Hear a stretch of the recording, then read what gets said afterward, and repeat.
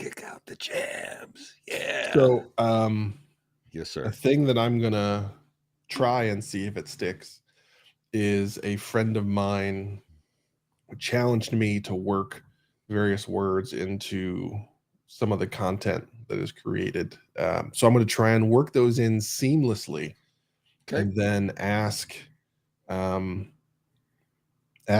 viewers on YouTube to comment below which phrase was crowbarred in. Okay. So we'll Sounds see. good. Yeah, What's up? So do you want to get going, Joshua? sure, Robert. I'd be happy to get the episode started. What's that face? Okay. I'm just in a mood. What did we decide to talk about today? I'm blank. What Met we no. What was it? executive math, Robert. Yes. Executive math and the perils that lie Is that within. like 1 + 1 = 22?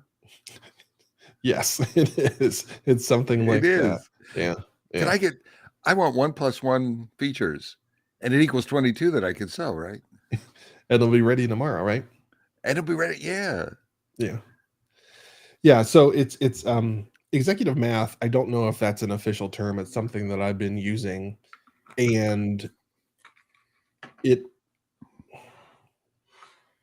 I can't think of a time that it's ever been beneficial. So what happens is you have a metric or something that you're tracking within your team, keyword within your team, and somehow it gets exposed to executives in slides or something like that. And what I call executive math happens, where it truly is the 1 + 1 = 3. And it's not done with malintent. It's done with a lack of all the information about what that number or numbers mean. And those executives are just trying to do their job and figure out, okay, what does the future look like? So let me take this number and apply it. Looks like Bob's disagreeing, and we're going to get to this. It seems like I have sparked a fire under Mr. Galen here. So I'm going to zip my lip and hear what he has to say. No. It's what was it? Malintent. I disagree. Oh, okay. I think there are leaders who whose hearts are in the right place and trying um, just to communicate or Yeah. incent or motivate. But I do think there's leaders. I've worked for one comes to mind that scarred me. I have scars on my back from Hank, and Hank pushed. His job was to push you till you broke, Mm, cried like a baby, and overcommitted your family. yeah. And that was his. So he was, and he would use any math, or and no, I'm not exaggerating. Actually, it was not good intent. It was bad. It was poor intent. And now he looked at it as like the job of the leader is to squeeze as much juice out of the lemon Right. as is humanly possible. And I need to get incented by the amount of lemonade that I make. Right. So no matter what, and if the lemon is dead, Yeah. it don't matter. I did my job. And so all I'm getting at is I don't disagree with you. I think there's two sides to the Yeah. intention. Good Yeah. intentions and bad Yeah. intentions. That's fair. I was trying to assume positive intent because I do feel like the topic can trigger people. So I do want to center on that it isn't always somebody's trying to grind you like that. Oftentimes, I don't know what the percentage is, but I do think a fair amount of time the reason that happens is it's your fault. So when executive math happens, that's not the executive's fault. It's your fault because you have not found a way to effectively communicate with that leader on the information, how it should be used, a handful of variables. So it got out of the bag, and it's your responsibility to control what's in the bag. And if something does get out of the bag, then you need to make sure that you corral it and maintain it. Don't just let it go wild. So it's going to be easy for us to say, oh man, they saw that number and they're off and running. And that's just like putting your hands up in the air, like, oh, well, that happens, and here we go. What I'm after here in this episode is this is your responsibility to not allow this to happen. And there's a I handful of things that we yeah, can talk through to help you prevent this, but it's hard work. right. I mean, the one I want to tee this up. I mean, you can say no, right? You could say no, we can't do that. So you can respond with, like I remember Hank. Hank was leveraging, and he probably had malintent, but he was trained that this was the way. His job as a leader, there is a genre of leader, and I think a lot of leaders today look at it. They don't trust their teams. They don't. They want to maximize the ROI. So they look at their job. Coaches do this. I need to squeeze all of the performance out of them, so I need to raise the bar. And so the executive math is intended to like really stretch people. Mhm. Now, what I noticed in myself early in my career is I would never say no. So I would just roll over, right? I didn't, I mean, I would just, okay, maybe I can do it. Imposter syndrome would kick in, sort of, I didn't want to get into conflict. Maybe he's right, etc. So I would just, I would roll over like a puppy and just say, that's fine and I'll figure it out. Mhm. And or I was buying time or whatever it was. And I think at the point of the attack, communication at the point of the attack at executive math, and starting with no. So the push in executive math is pretty firm, right? It's confrontational. I think you almost have to confront back. You're not trying to create conflict, but the no is clear. Oh, right. Well, then what? Then maybe the math goes back a tot. Well, can we do this? Oh, okay, and we're negotiating. But like firmness meets firmness.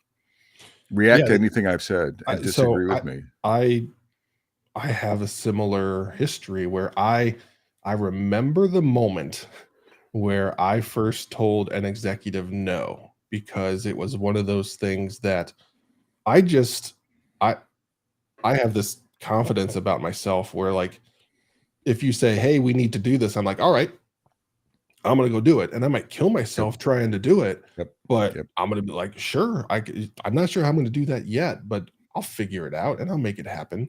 And as I grew and learned, I started to understand the boundaries that were realistic within myself, and more importantly, my teams. This happened when my team size reached a larger number and I understood what I was signing up, 50, 70 people for, and the weight and responsibility of that. It was like I can't let this happen. So I then said no. And to your point, it was, "Oh, okay, cool. Well, then what can we do?" And that's the initial hurdle people have to get over is, if you disagree, it doesn't mean someone's gonna rip your head off. The most likely case is gonna be like, "Oh, all right, well then what are the options?" And trying to Right. work through it. So that's the first thing. I mean, I joke. I teach leadership workshops. I forget when I did this. It was a long time ago, but I try to get folks. I used to try to get folks to say no, and I think I'm a relatively good leader, an agile leader, and so I'm empathetic, etc. But part of the leader's job is to push, and so I would keep put. I think, and this is on the assume positive intent side, but I reserve the right as a leader to push you until you push back. Right? That's an okay strategy, right? If you're not gonna say no, well, then we can do more. If you're not going to say, "Well, what problem are you" Steven said, "What problem are you gonna solve?" If we're not gonna create dialogue, well, then you have capacity. So have the courage to put to communicate from that point of view. And if you don't, and there are some people that are incredibly then I'm like, "Oh, okay, so you can do 20 more features." Well, 30, cool, 40, 50, and I'll keep going. And I'm like, at some point, you need to say stop. At what Right. point will magic and pixie dust not be able to do that job? And then we can walk back from that. But people, there's a lot of yes people in the world. Yeah, I- and that's where creating that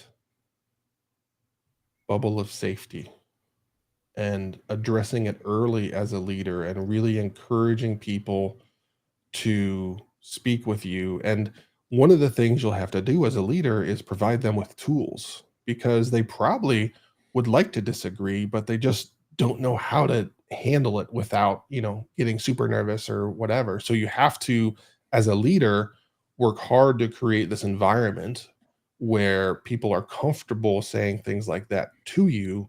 But also, to Bob's point, you do have this responsibility as a leader to achieve as much as reasonably possible. And oftentimes in life, sports, whatever it might be, there are things you can do you maybe didn't know you could do because you never tried. So it often requires someone to give you that little nudge and say, hey, let's just try it. Now, again, as a good leader, you've created a safe environment where if you fail, it's not the end of the world. If you fail, it's going to be small.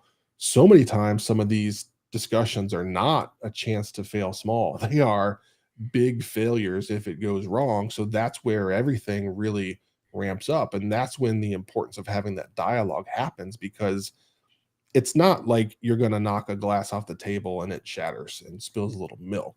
This is like, hey, we're going to bulldoze your house if it's right. wrong, so there's no, it's a different type of game.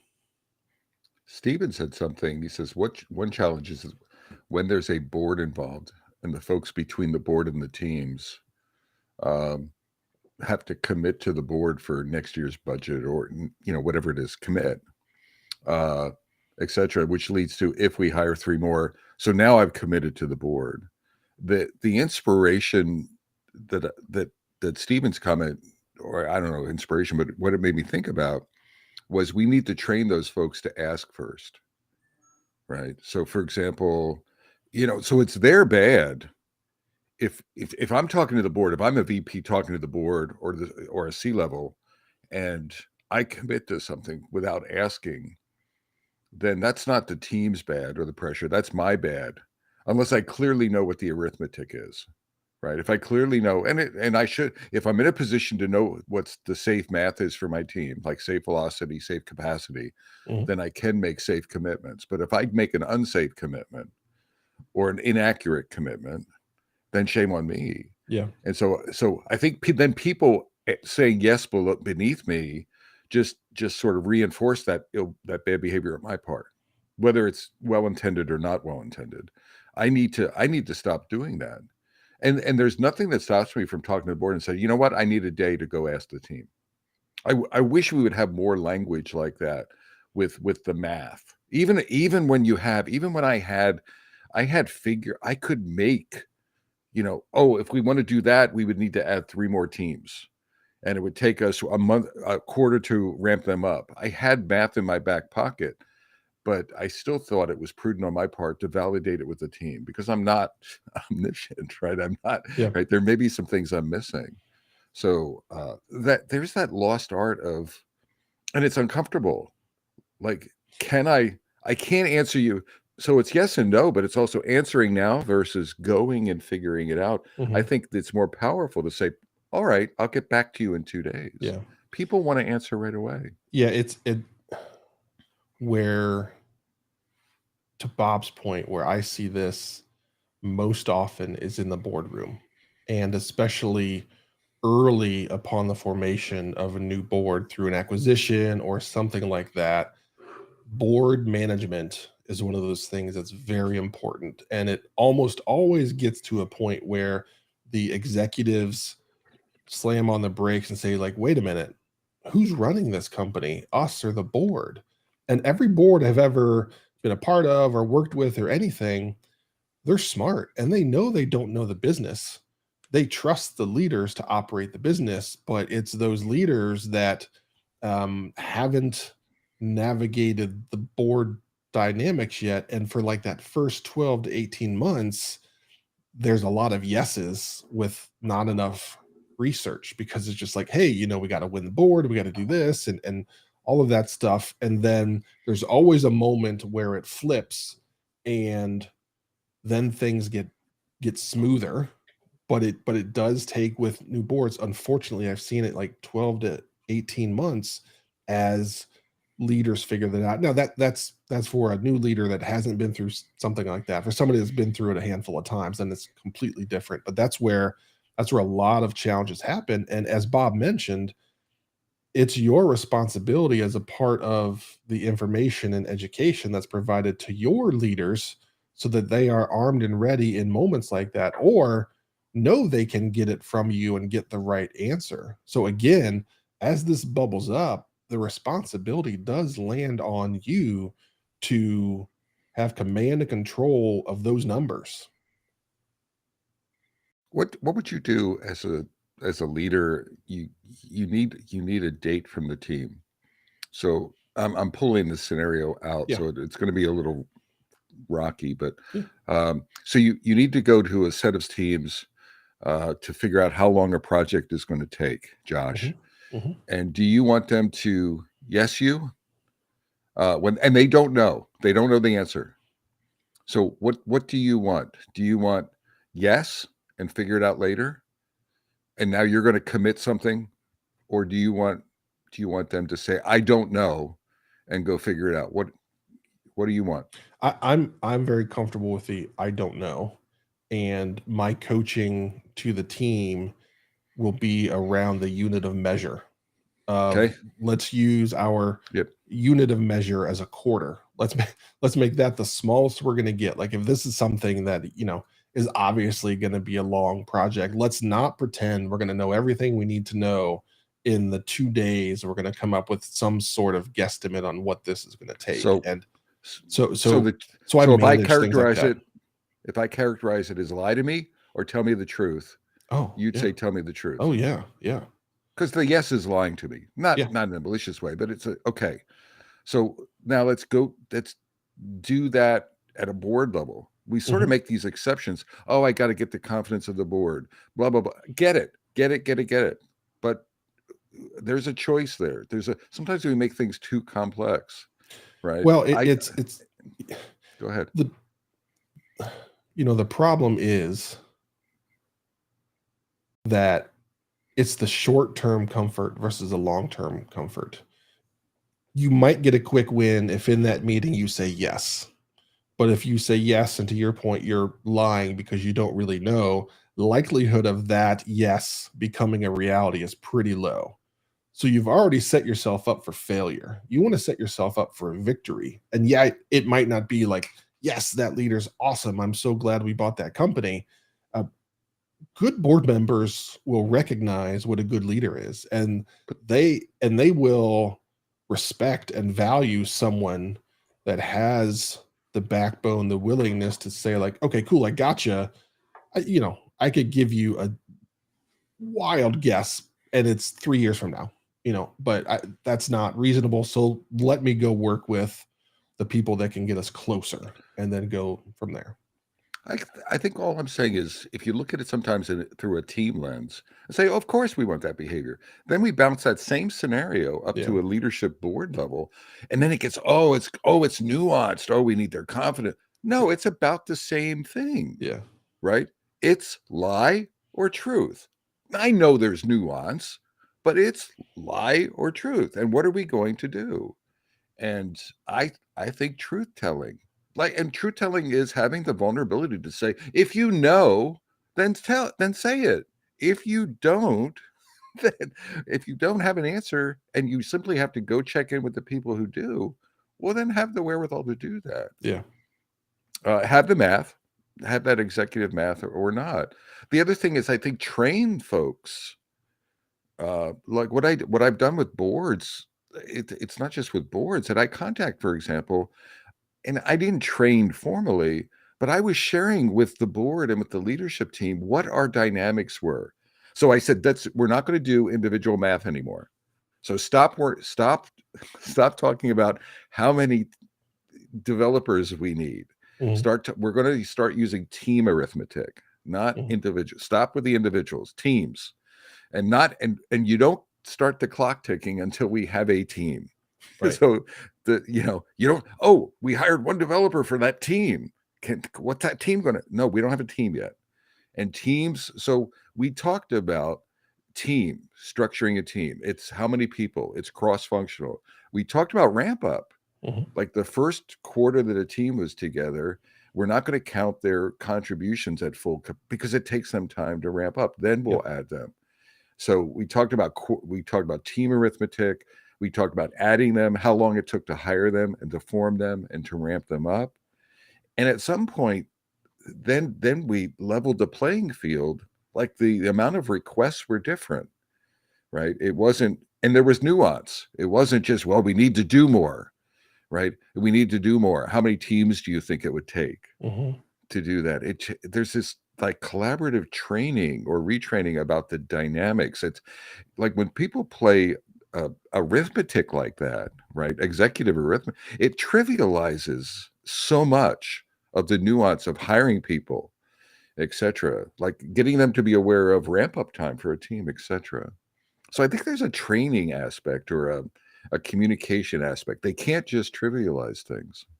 Yeah, one of the things, as I was leading a group of product managers at my last large gig, and product managers get defined a bunch of different ways, but we didn't go the CEO of the product, but it operates like that. And the message that we provided to our product managers of this is how you show you have things under control. One, have a plan, and two, have command of it. That's and what is that command? It's knowing what you're trading off, being able to have that discussion of, hey, if we want to do this, we're going to have to give this up. And it's not just something you put on a wiki page and you don't reference. It's a roadmap or something out there, but showing you're actively managing all Yep. of the ins and outs and everything that goes along with it. And that holds true all the way up the ladder. If you go to a board, the same thing of like, hey, this is where we're going, this is what we're doing. It doesn't mean you have a 76-month plan in Microsoft project that is down to the pin drop, right? It's like, hey, we have a plan. We're comfortable with about this much in the future. Here's how we're managing it. We're working on the stuff that's in the background. We're going to clear that up. And you just show that capability, and everybody's shoulders relax. And there's now comfort, and it creates that dialogue as opposed to just yes or no. Absolutely. I love what Steven said. He said, hey, exec or board member, how much revenue growth are we going to have in 3 years across the next years with 100% accuracy? Tell me now. Right. And the answer is, I don't know. Right. Right. And that's the flip. No, but all joking aside, that's actually some of the flip side discussions. So the business is dynamic and complex and unpredictable. Yes. Guess what? Welcome to my world. And this Mhm. isn't an excuse for, I'm not being willy-nilly. I'm not looking, but there's complexity here. Hiring, skill sets. We can hire front-end engineers, but it's incredibly difficult to find good back-end engineers. That's a reality that we have. Mhm. Oh, I'll just throw money at it. Get them, we'll get them from Saskatchewan. No. Not that there's anything wrong with Maybe I Saskatchewan. should start recruiting in Saskatchewan. I didn't know that it was a Exactly. hotbed. It's a hotbed for We have to make a trip there. Exactly. So, but that kind of shared respect, shared nuance, I think is the place that you need to get to. That Yeah. trivialization is a bad place. That one-way push. I don't care. This is what you get paid. But I think as a leader or a technologist, we have to push back on that in the right way. Yeah.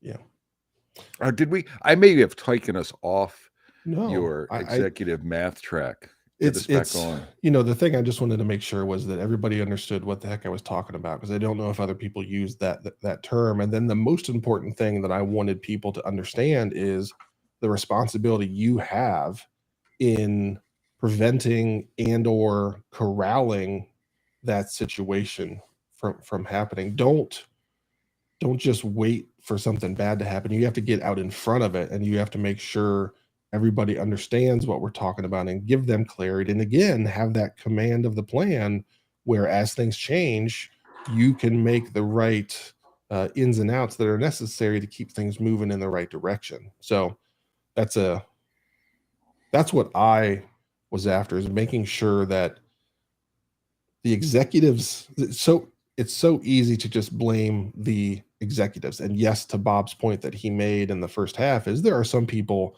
that are going to try and use it against you, whether you like it or not. But in most cases, they're trying to do the best with what they have, and the reason they don't have the best answer is because you haven't given it to them yet. So they're trying to do a job, and they don't have all of the info, so you have to give it to them, help them understand, enable them to do their job.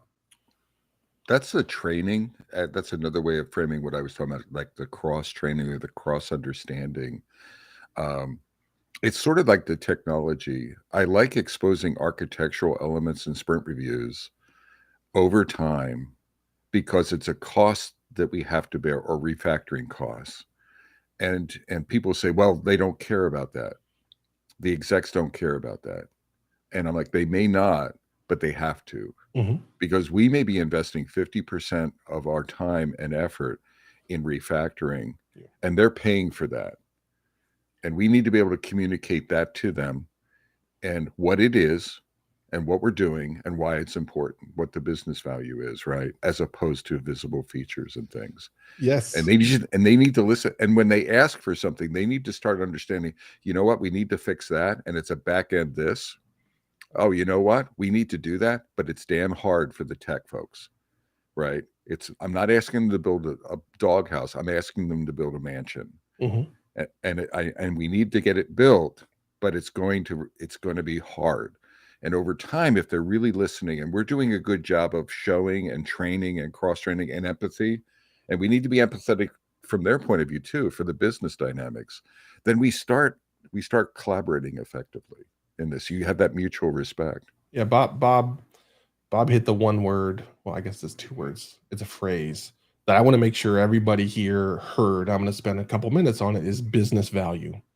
That is the number one issue I've seen with engineering teams and the architectural work that they want to do or need to do. Oftentimes it's want to do, and the time and effort is not put in to convey the business value that this work creates. How does this rewriting of our whatever layer, how is that going to make life better for our customers? Ultimately for our customers. Maybe they don't see it and feel it, but it allows us to be more responsive in support, or it allows us to be more responsive every first of the month because everything's slow because everybody's doing their math and reports and all that jazz. And that's where you as a leader, or you as a product manager or product leader, do not allow anything into your plan where you're doing something because an architect said we should. That is just room for danger, because you don't understand the value, which means you likely don't understand everything that's going to go into making it happen. And there are times, I am guilty of this, trust me, where I'm forecasting future problems that we have. So I want to build this architecture that's going to prevent us from struggling when we have that problem, when the reality is we're not going to have that problem for 5 years.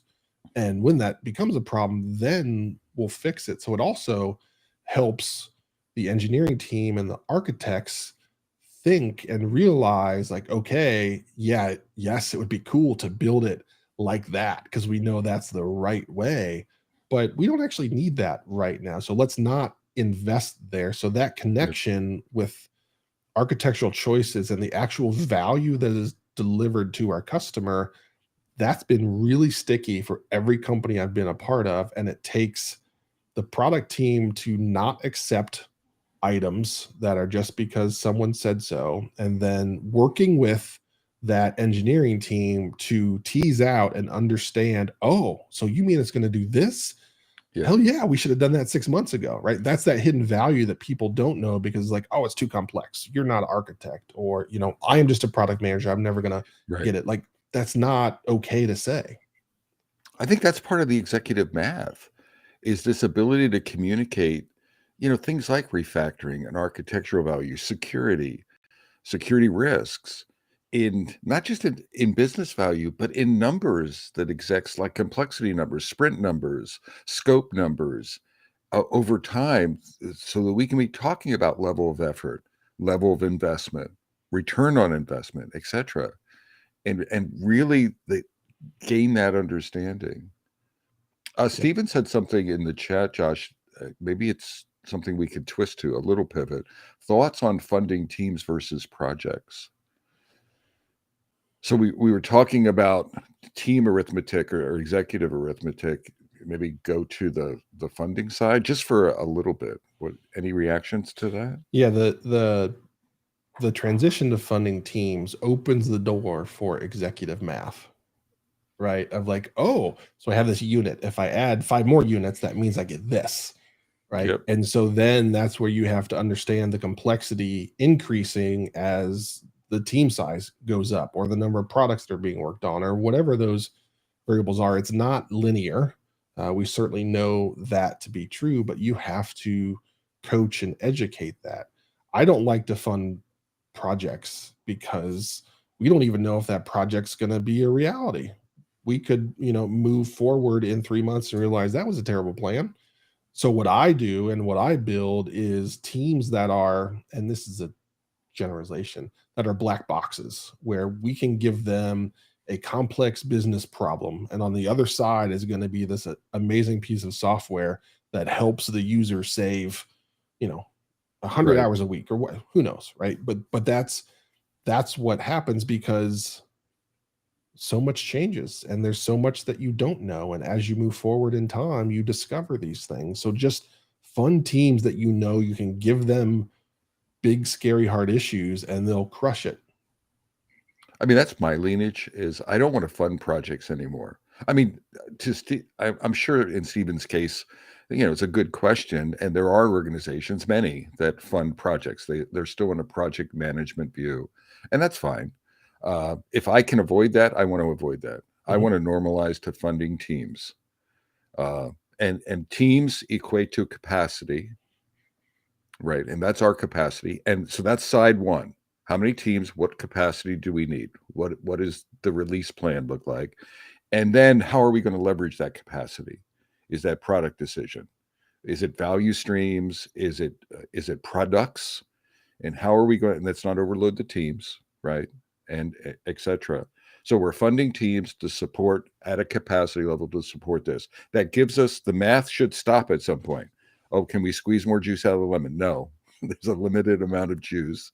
If you want more juice, then we can add more teams that has more cost. But there's also these dynamics, to your point, Josh, I think you were making, like skill set dynamics, hiring dynamics, ramp up dynamics, things like that. So it's not linear, it's not simplistic. Welcome, like we need to jump for you. For decades we've been pulled. Technologists need to understand the business, right? They need to be empathetic to the executives. Guess what? It's reciprocal. The executives need to jump into my game a little bit, and I think that'll make us better partners. And that won't happen if you aren't honest. If you're just a yes person, then why would there be any empathy, right? Because it's like, you don't need any, because and then, oh, why didn't you deliver on that thing you said you could?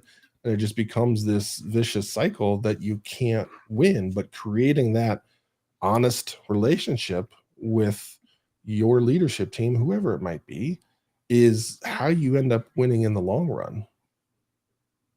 Both as a company, I was just thinking, as a leader, as an individual, like it may mean if you're in an organization that doesn't want the truth, you may need to find another organization or find another company.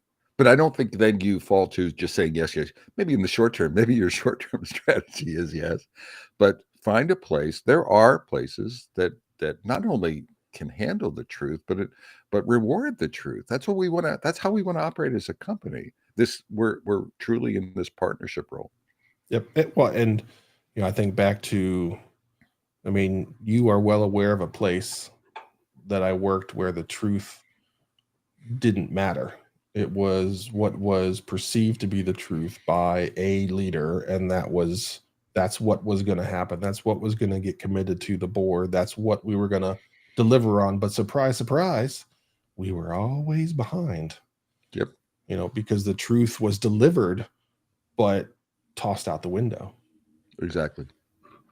Did we cover this one, Josh? Do you think? I feel pretty good. I feel pretty good. I We feel- talked about what Yeah. it is, your responsibility in the role, common signs you'll see, and I feel like we gave people a lot of like, here's what you can do, which is ultimately what I want is people to be able to walk out of here, whatever it is, and say like, okay, cool, like I've got this thing I think I can go help with now. And the Metacasters, there will be a link in the post that has I have like a team arithmetic blog post that's an example of a lower end of this, but I think you might find it interesting. So go take a look at that when this thing gets posted. Other than that, Josh, let's take a fork in this. What do you think? I like it. All right. So from beautiful downtown Cary, North Carolina, I'm Bob. Hold it a second, everyone. I'm Bob Moosian Galen. If you listen, everyone, before I do my part of that, please go to YouTube and watch this. It is important. It's very important. Number one, you have to respect the brand that Bob has adopted with the suspenders, and he is all in on it. I'm all in, baby. He is equally all in on the moose. So, like, yes, you might listen to us in your car, but when you get home, whatever it is, like, turn this episode on YouTube, and trust me, it is good, and it's only going to get better. All right. And from rainy Fuquay Arena, North Carolina, I'm Josh Anderson. Shake and bake. Take care, y'all. All right. Okay. I felt I was going in, I wasn't sure, but I feel pretty good. Steven, thank you, man.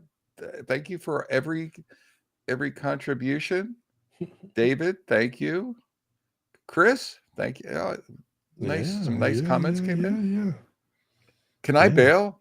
I want to go to the Moose once. I want to go out with my wife Moose and go GTFO. Out Get out of here. All right. Turning you off.